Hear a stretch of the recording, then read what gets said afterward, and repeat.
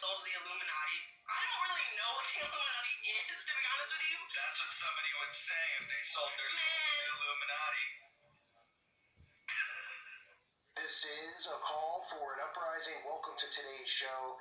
I've covered this demon, Billie Eilish, or let's just call her what she is, Billie Vomit, because this person has just been pushed so heavily in YouTube all over the place as this new artistic musician, and all the videos are not just the sound of it, which is just purely the sound that you would hear at a highway rest stop if you walked into the men's room right next to McDonald's. That's what the music sounds like. But all she's doing is showing demonic possession, talking about devil worship, and people think that this stuff is all a joke. I mean, if you were writing a song, okay, you would be, I mean, what would, like, people are like, oh, well, I would think about, relationships and all this kind of stuff. Everything she writes and talks about is devil worship. So this new song that she has out called All the Good Girls Go to Hell literally is about Lucifer. She says things like, my Lucifer is lonely. Standing there killing time, can't commit to anything but a crime. Peter's on vacation, an open invitation. Animals, evidence, pearly gates look more like a picket fence. Once you get inside them, got friends, but can't invite them. Hills burn in California, my turn to ignore you. Don't say I didn't warn you. All the good girls go to hell.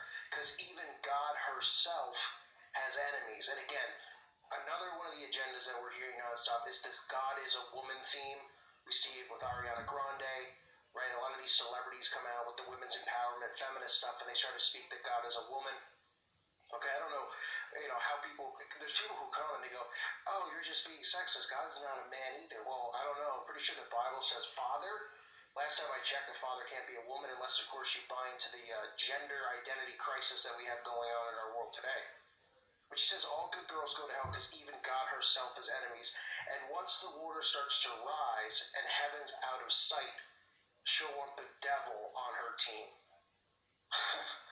All right? And then you get these idiots, who sit here and defend these people. You get Billie herself or himself even going and doing interviews where they have to deflect about being involved in secret societies and the occult. And of course, they always will mention the Illuminati as a trigger word because then people automatically roll their eye and they're like, oh yeah, the Illuminati, like it's real, right? We've seen so many celebrities bring it up and just use it as a form of comedy for deflection.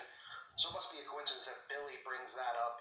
And then all of these songs, she's got, black goo dripping out of her eyes, black goo dripping out of her face, probably got black goo dripping out of her rear end. And Lord knows where else she's got black goo coming out. But you get this person indoctrinating the youth, right? These are the people who are gunning for the teens, the young audience out there, and indoctrinating them with this Luciferian mindset, right? This, be your own God, rebel against God. Lucifer is, like the exact quote in the song, she'll want the devil on her team. Why would you want the devil on your team? I mean, if you're a natural born loser, you would, because the devil was already lost. And it's like I always say, winners worry about winning and losers worry about winners. Well, these Luciferians sure worry a lot about God, the true God, Yahweh, and they think that, they're going to somehow fight off Judgment Day and they're going to win somehow. And then you get this other ridiculous, here's just some quotes at the bottom. My Lucifer is lonely. There's nothing left to save now. My God is going to owe me. There's nothing left to save now. So, refer to my Lucifer. But then people will come out and say that she's not a Satanist, right? And then another video comes out, which is trending like #1 on YouTube, called Bad Guy, where she's actually doing the ritual of dumping the milk into the guy's mouth. Now, some people go, oh, that's just like a sexual reference, women's empowerment thing. I mean, it's some gross stuff, but we always see the milk used, okay? And this milk baptism, the satanic baptism in milk, and milk used in all these witchcraft rituals from Marina Abramovich talking about, the importance of the milk in these rituals. Aleister Crowley talks about it, right? The breast milk of a woman being used. And then you see these people just taking baths in milk, and nobody thinks anything of it. They're just like, oh, that's sexy. Kim Kardashian's dumping milk in her head. Fergie's dumping milk in her face. Billie Eilish is dumping milk in some guy's mouth. Oh, and then look, we get the Satanists outside the abortion clinic, because that goes hand in hand, dumping milk on top of, each other's heads dressed as adult babies. I mean, you can't make up how obvious this stuff is, but it's amazing to me that people even call this stuff a conspiracy and they actually can label this as art. What planet do you have to be from to label this as art? Art? Art? Are you kidding me? You get these people, they come out day in and day out. And I can't even imagine if this song was backmasked. Can you imagine some of the stuff you would hear if this song was backmasked? Some of the disgust. I mean, there's, most of these songs are, you can backmask it because they have a secret message in it that people go, well, that just sounds kind of crazy. But they don't realize that your brain can pick things up in reverse. And they also don't realize the law of reversals with Aleister Crowley. But I'm not listening to this thing and backmasking. If somebody else wants to put out a video on it, they can. But you get to a point where it's just day in and day out with these people. It's the same thing. Constantly talking about God, mocking Christ, constantly praising Lucifer, constantly praising the devil, using him in lyrics and songs, right? Even lyrics like Peter's on Vacation and Open Invitation, Animals and Evidence, right? These are references to sacrifice as well. The Hills Burn in California by Turgic. I mean, she's talking about end times prophecies as well, and then saying that, God has enemies, and that Lucifer is lonely, and that Lucifer needs people on his team, or you should want to be on. What is the exact quote? Let me say again. The devil she'll want the devil on her team, right? And then people come and they go, well, this isn't satanic. This is art. I mean, I don't know, if you were sitting there writing a song and this is what comes out, and if you're somebody who's like, oh, I want to be a musician and a singer. Okay, well, there's people who make Christian music and they write, songs about their love of Christ and prophecy and, use scripture like the Psalms and the songs and stuff like that because that's what's on their mind. That's what they're thinking about. That's what they're passionate about. So how does nobody hear and see when these artists come out and talk like this, worshiping and praising Lucifer, that they're sitting there and they're writing these things as almost like a recruitment video and a praise to Lucifer? What do you think? She's just like, oh no, I'm an atheist. I don't believe in God or the devil. And she's sitting in her room and this is the lyrics that she comes up with. And people are just so naive. They don't think about anything. They just automatically think that everything is just like, yeah, no big deal. Yeah, this is what, just popped into her head. She's doing milk baptism. She's doing, blood rituals in videos. She's got blood coming out her nose, smearing it all over her face in the video. The new video that's trending. I can't imagine what this video is going to look like. I'm probably going to have to cover it when it comes out because it's probably going to be absolutely filled with demonic, demonic possession, demonic images.